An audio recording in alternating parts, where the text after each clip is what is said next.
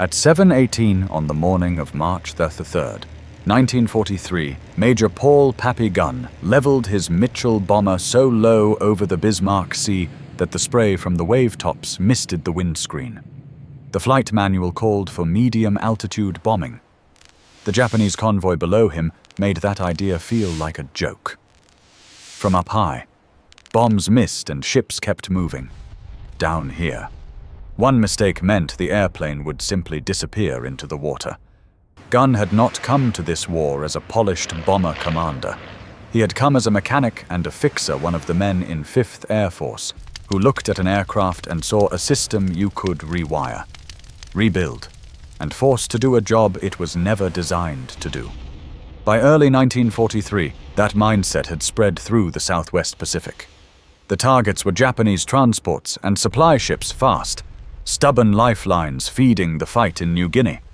You didn't have to be a strategist to understand the stakes. If those ships got through, men on the ground paid for it. Ahead, the convoy ran in a tight defensive knot, escorts throwing up flak while gunners on the transports fired anything that would reach.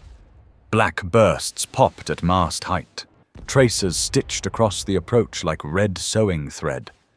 Gunn's aircraft shook as he held it steady. Nose pointed at a ship that seemed to swell in the windscreen with every second. There would be no leisurely bomb run, no long correction, no second chance. This was a close-range execution, carried out at 200 miles an hour. And somewhere inside, that violence was the number nobody believed when they first heard it. By the time the mission was written up and the smoke was drifting off the water, the strike would be credited, at least in the immediate after-action claims, with 6 ships sunk in one run. Historians would argue later about totals and confirmations the way they always do after a chaotic sea battle. But in that moment, the men who flew it were sure of one thing: the low run wasn't suicide. It was the first time the math finally worked. Gunn held his altitude until the last instant, then drove straight into the flak, betting his life on a tactic his own side had warned him never to use. If you want to see how this forbidden low-level attack turned into a ship-killing method that even skeptics had to respect, hit that like button and subscribe. It tells YouTube there are still people who care about the real details behind these forgotten World War II fights. Now, before Gunn ever pointed a bomber at a convoy from wave-top height. You need to see what kind of man decided the manual was wrong. In early 1943, the Southwest Pacific wasn't a clean, symmetrical war. It was a brutal logistics contest fought across water, jungle, and distance where whoever kept their supply lines alive could keep fighting. Japan's problem was simple. New Guinea was eating men and material faster than they could replace it. Their solution was also simple ships. Transports and freighters moved troops, food, fuel, ammunition, everything from major bases down to forward ports like Lae and Salamaua. If those convoys got through, Allied ground forces faced fresh units, fresh artillery, and a longer war measured in more funerals for the Allies. That created a problem that didn't fit traditional air doctrine. The U.S. Army Air Forces had been built to do certain jobs very well: strategic bombing, air superiority, and battlefield support. Anti-shipping, especially against moving targets protected by escorts, wasn't supposed to be the main event. The Navy owned the ocean. Torpedoes and submarines were the tools designed for sinking ships. But in the Southwest Pacific, the Navy couldn't always be where the convoys were. When they were there, the distance was enormous, the bases were limited, and the opportunities were short. Convoys would appear, run their gauntlet, unload, and vanish back into weather and darkness. If air power didn't hit them when it had the chance, no one else might. So 5th Air Force pilots were ordered to do something that sounded straightforward and proved maddening. Go out. Find ships and stop them. The textbook method looked safe on paper. You approached from medium altitude, lined up, released bombs, and climbed away high enough to avoid most small-caliber fire and low enough to see the target. That's how bomber crews were trained to think altitude bought time, stability, and survival. Except ships didn't behave like factories. A ship could turn, it could speed up, it could throw up smoke, it could hide under cloud and rain, and it was surrounded by gunners whose only job was to turn the air around it into a killing zone. Even if a bomber crew did everything right, the physics worked against them. A bomb dropped from thousands of feet took time to fall. During that fall, a moving ship didn't need genius to evade just a helmsman with enough warning to change course a few degrees. That gap between release and impact was where missions died. Bomber crews would come back with empty racks, holes in their wings, and nothing confirmed. Sometimes they'd swear they'd hit a ship, and later intelligence would find the convoy still steaming toward its destination. Other times they'd score a near miss that looked dramatic, sprayed water across the deck, and did almost nothing to stop the flow of supplies. Meanwhile, the enemy learned fast. Japanese convoys tightened formations, escorts used overlapping fields of fire, transports mounted more guns, fighters waited at forward bases to jump any aircraft that stayed in the area too long. Every failed bombing run taught the enemy what the Americans were trying to do and how to survive it. That left commanders with two ugly options. Option 1, keep following doctrine and accept that you might harass shipping without reliably sinking it. That meant the ground war stayed harder and longer. Option 2, go lower, close the gap between release and impact, so the target had no time to dodge. At low altitude, the ship filled your sight picture. Timing became instinct. Accuracy became real. And so did the danger. At wave-top height, you weren't trading one risk for another. You were walking into the center of every gun on every ship. You were giving up altitude as your escape route.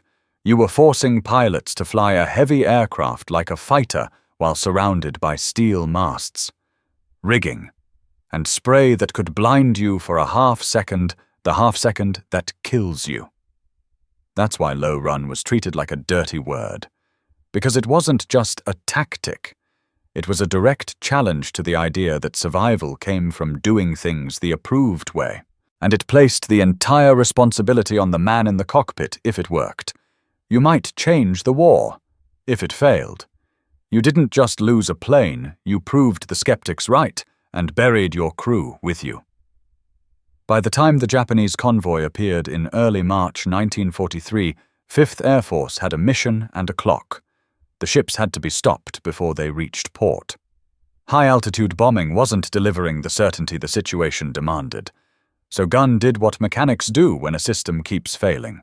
He stopped trusting the instructions and started building a method that would force the math to come out the other way. The idea that defined Gunn's reputation sounded simple enough to say out loud, and suicidal enough to get you grounded the moment you tried it. Stop bombing ships from safe altitude. Go down to the surface.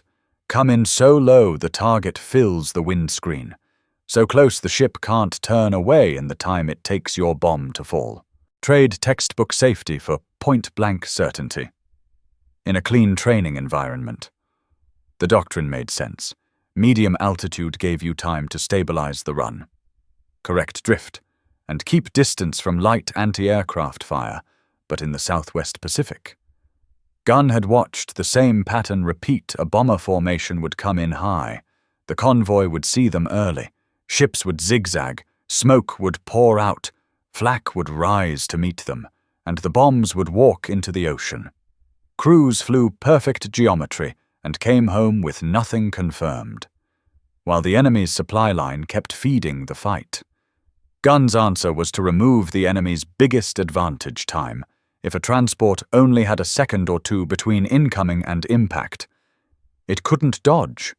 If the bomb was released low and flat, the aim point became a field distance. Speed. Sight picture more like gunnery than classical bombing. And if the approach was fast enough, the ship's gunners wouldn't get long. Steady tracking shots. They'd get a blur, then a hit. That was the theory. Everyone around him could see the downside.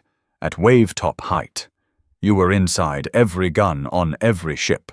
Not just the heavy flak mounts, but the smaller weapons that were useless against high bombers and lethal against anything flying low.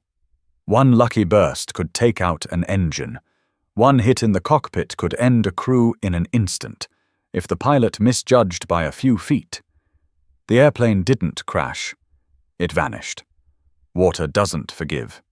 It also violated expectations that were almost religious in bomber culture. Bomber crews were trained to think in altitude, formation discipline, and procedure. A low-level run looked like something a reckless fighter pilot would try, not a heavy aircraft carrying bombs. To many officers, it wasn't bravery, it was waste. They called it a low run. They said it was suicide. Gunn didn't argue with speeches. He prepared like a mechanic. First, he treated this tactic like a system that had to be engineered. Low-level bombing wasn't just fly lower. It needed timing, fusing, and an approach profile that didn't kill the crews before the bomb ever left the racks. The crews practiced the run until the height felt normal and the release point felt automatic. They learned to commit without hesitation, because hesitation at that altitude was how you clipped a mast or dipped a wingtip into the sea. Second, Gunn tackled the deadliest part of the plan, the last few seconds of the approach, when every gun on the ship would be firing straight at the nose of the aircraft. If the enemy gunners could be forced to duck, or if their positions could be shredded before they could settle into a steady aim, the low run stopped being a coin flip. That's where Gunn's mechanic brain became a weapon. He pushed for aircraft that could hit ships like flying shotguns, bombers that didn't just drop and leave, but came in with forward fire strong enough to suppress decks, bridges, and gun tubs. In the field, with limited parts and limited time. That meant improvisation scrounging guns, mounting them where they weren't originally meant to sit, feeding them with ammunition in a way that wouldn't jam under vibration, and getting the weight and balance close enough that the airplane still flew straight at low altitude. It wasn't elegant, it was practical. And it was the difference between a low run that died under flak and a low run that arrived on target with the ship's gunners blinded by their own survival instinct. The plan also demanded discipline that most people underestimated. Low-level attacks couldn't be a crowd. If aircraft stacked on the same line, one burst of flak could cut through multiple airplanes. Guns' crews needed spacing, angles, and a sequence who suppressed, who released, who broke away so the convoy's defenses were overwhelmed instead of focused by the time the Japanese convoy was reported moving through the Bismarck Sea. The preparation was as complete as it was ever going to be. There would be no more practice runs over empty water, no more arguments in briefing rooms about what the manual allowed. The next low run would be against real ships, real guns, real men trying to kill them.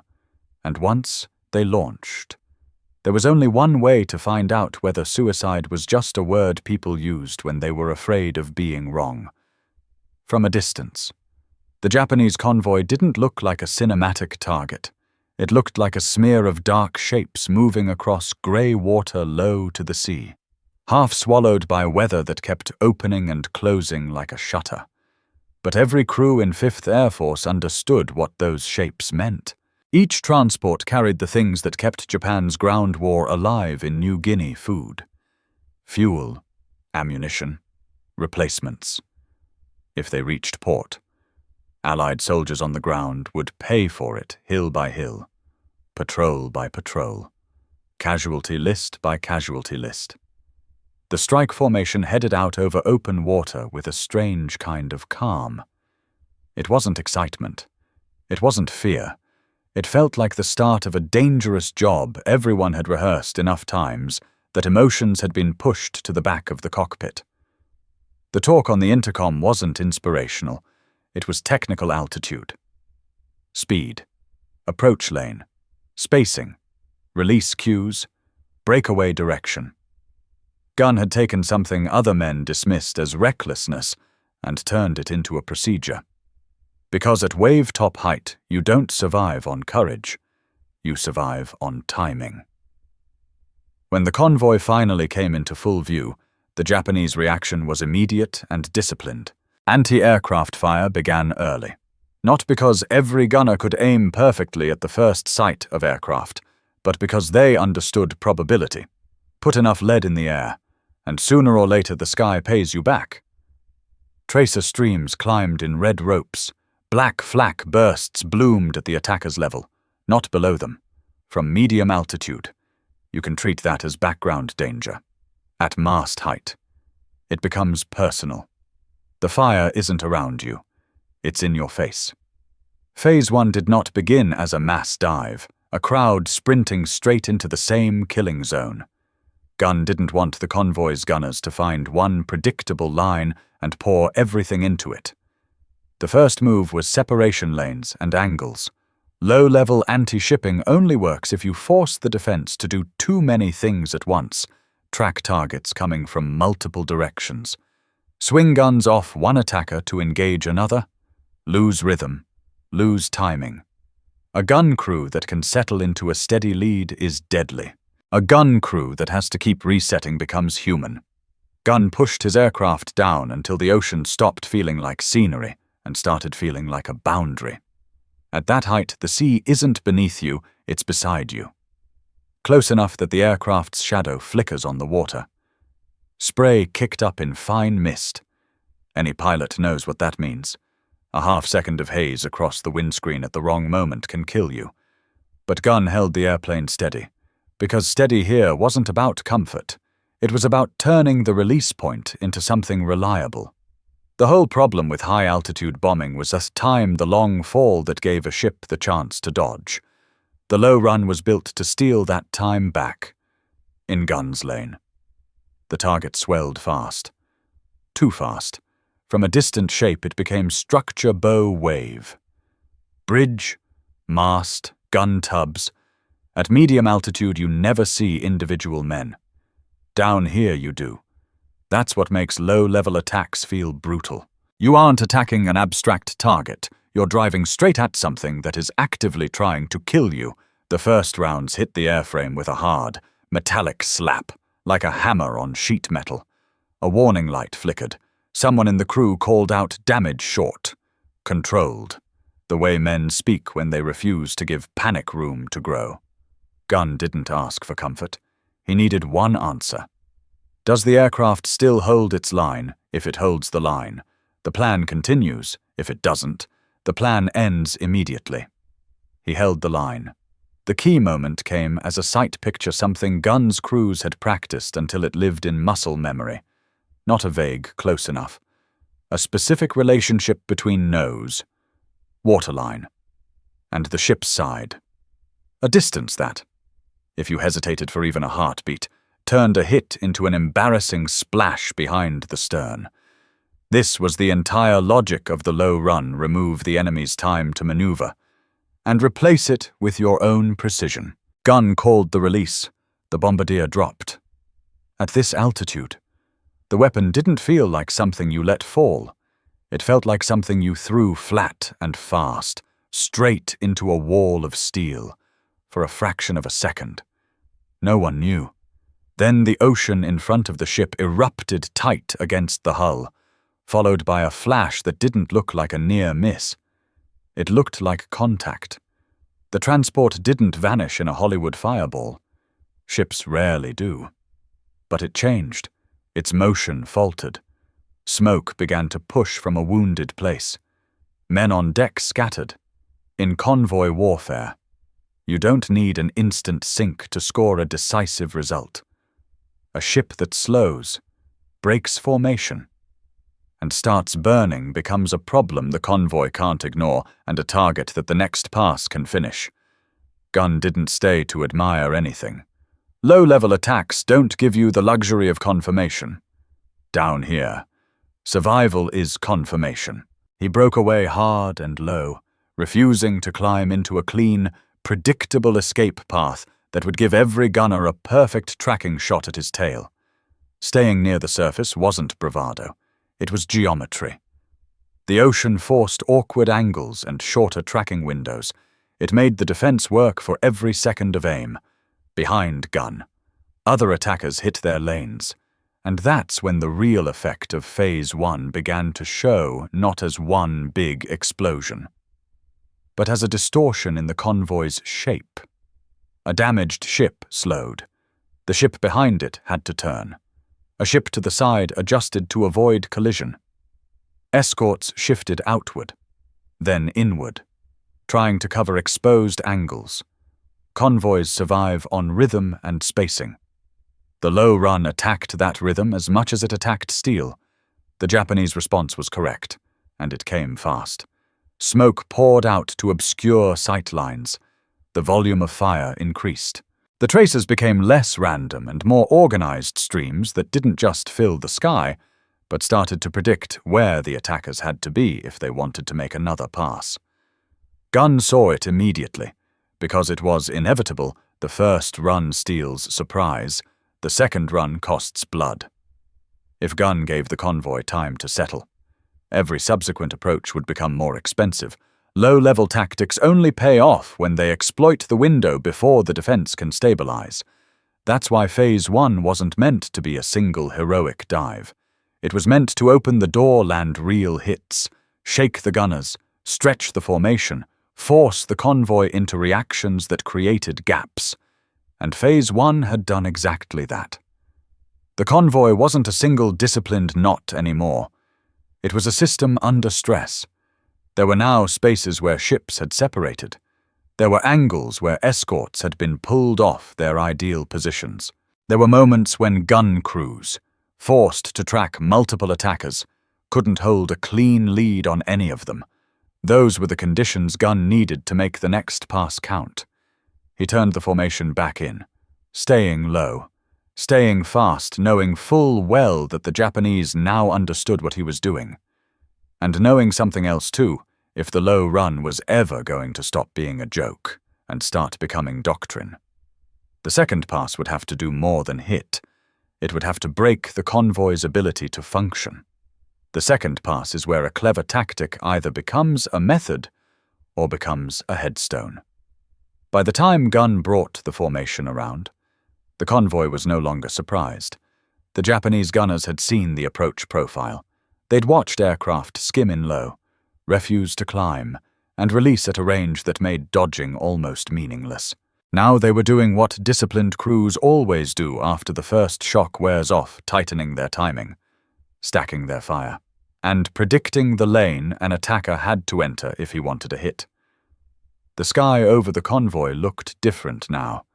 In Phase 1, the fire had been violent but scattered more noise than aim. In Phase 2, it began to organize. Tracers weren't just climbing, they were converging. Flak bursts weren't random blooms, they were set like markers in the air. Trying to build a corridor you couldn't fly through without paying. The convoy itself was changing shape under pressure. Damaged ships slowed and created compression behind them.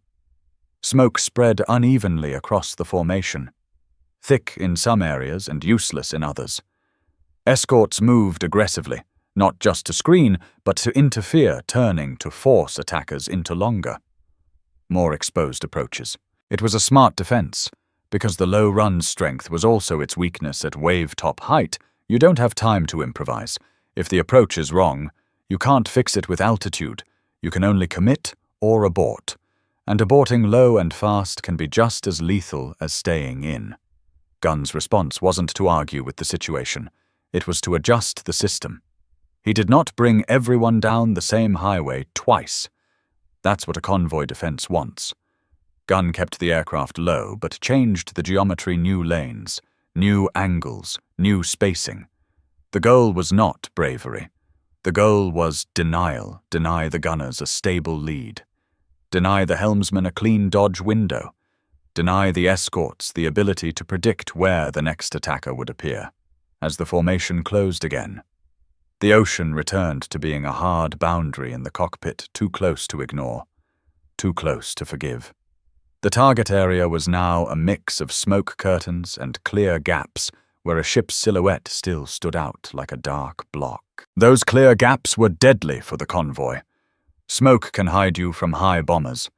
It does not change the fact that a low attacker, coming in fast, can still identify shape and direction and commit before the gun crews can re-center. Gunn selected a lane that forced the defense to make a choice. If the gunners concentrated on him, they opened angles to other attackers. If they split fire, their aim degraded. Convoy defenses work best when every weapon is pointed at the same threat. Gunn's whole strategy was to make that impossible.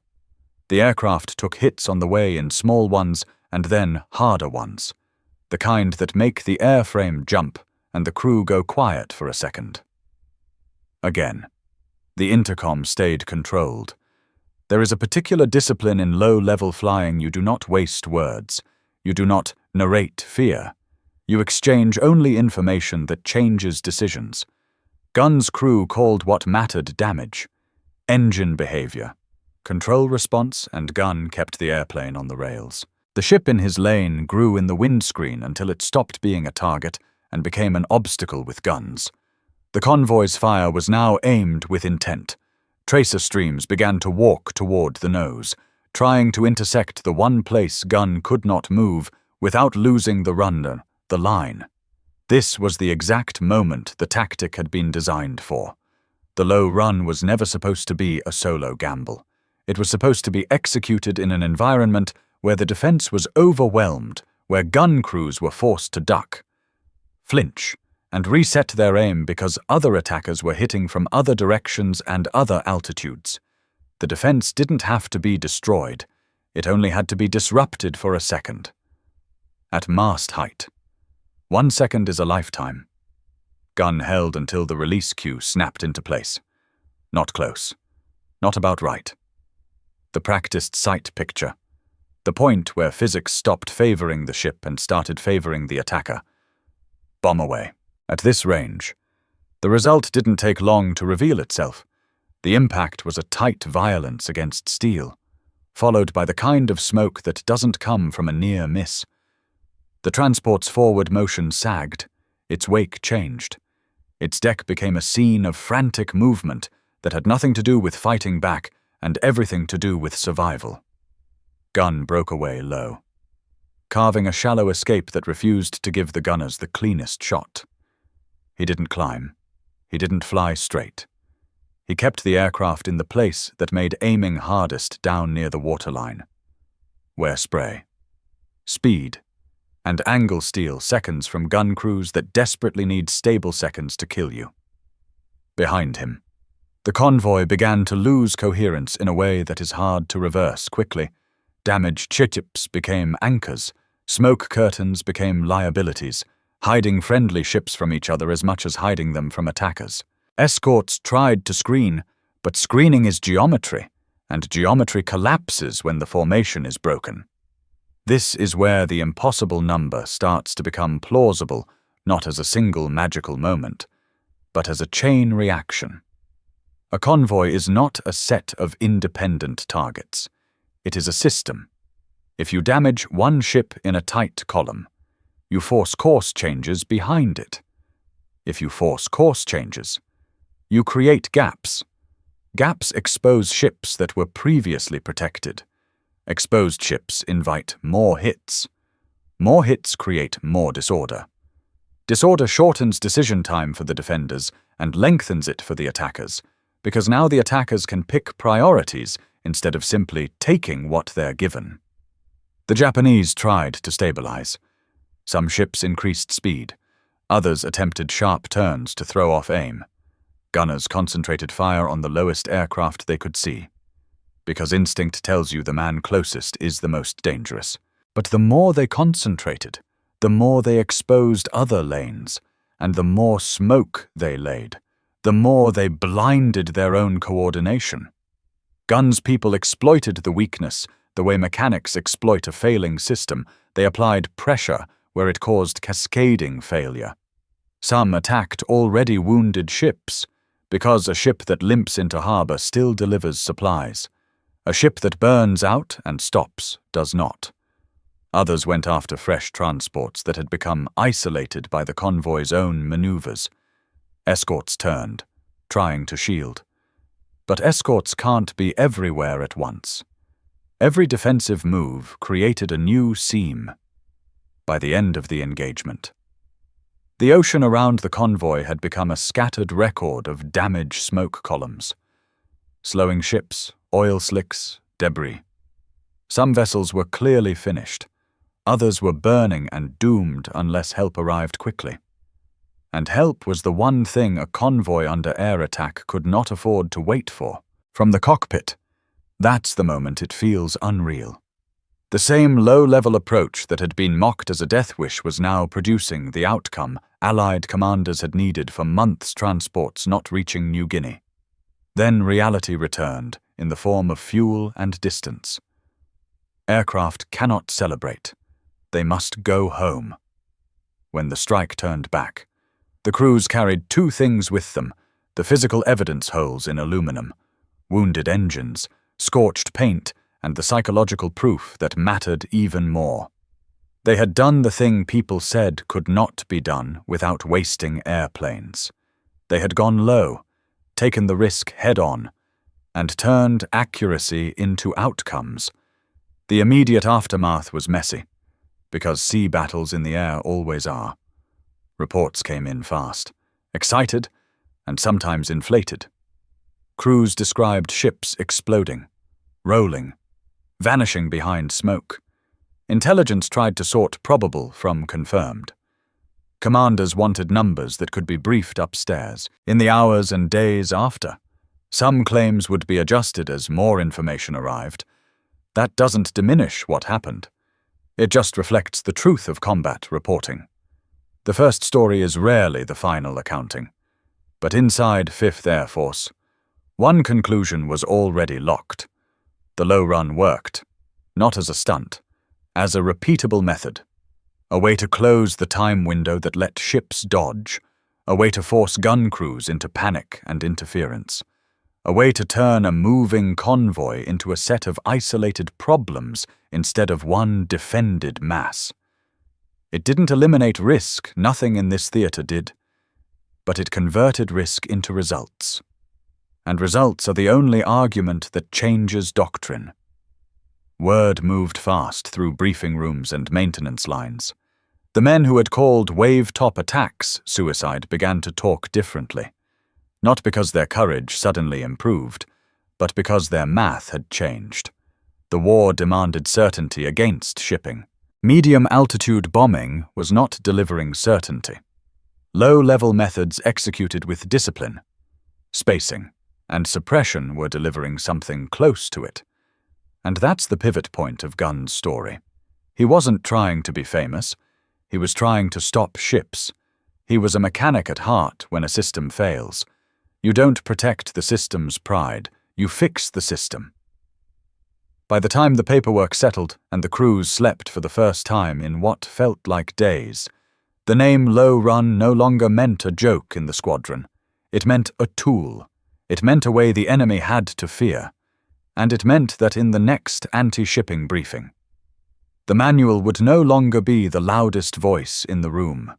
The water in the Bismarck Sea had taken its payment. But it had also delivered proof. And proof is what forces institutions to change. What happened over the Bismarck Sea didn't stay over the Bismarck Sea. In the Southwest Pacific, the Allies weren't fighting for symbolic victories. They were fighting a production and delivery war fuel. Ammunition, food, reinforcements.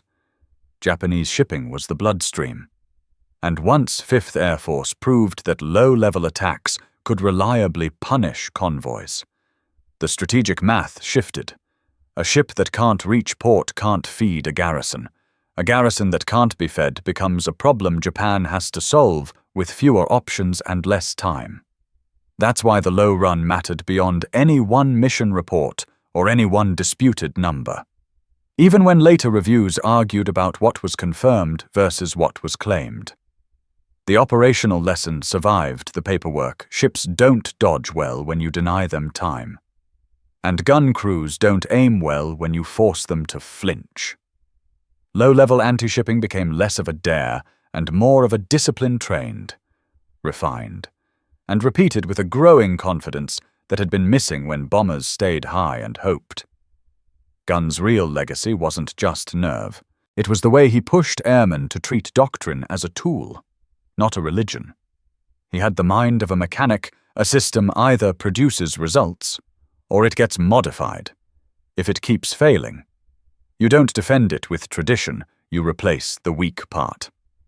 In this case, the weak part was the assumption that safety automatically equals effectiveness. Gunn helped prove the opposite. Sometimes safe is just another word for miss. And when you miss, the war keeps going. That lesson is uncomfortable, which is why institutions resist it. Militaries are built on standardization because standardization saves lives most of the time. But war punishes predictability. It rewards the side that adapts faster than the enemy can. Gunn's willingness to accept responsibility and to engineer a repeatable method instead of gambling on heroics was the bridge between those two truths. He didn't just say, "Fly lower." He helped turn a forbidden idea into a controlled procedure. And that's the point worth remembering. What looks suicidal on paper can become decisive when it's executed with skill. Discipline, and a clear understanding of the problem. Gunn wasn't chasing glory. He was chasing certainty, because somewhere on the other end of those supply ships were Allied troops who didn't get a second chance. If this story moved you, help us keep it alive. Hit like, because that's the fastest way to tell the algorithm this history still matters. Subscribe if you want more real stories of courage and problem-solving from World War II. And drop a comment. Where are you watching from? You're not just a viewer, you're part of keeping these memories from fading. Thank you for being here. And thank you, because thanks to you, the name Paul Gunn doesn't sink into silence. He's remembered the way he deserves to be.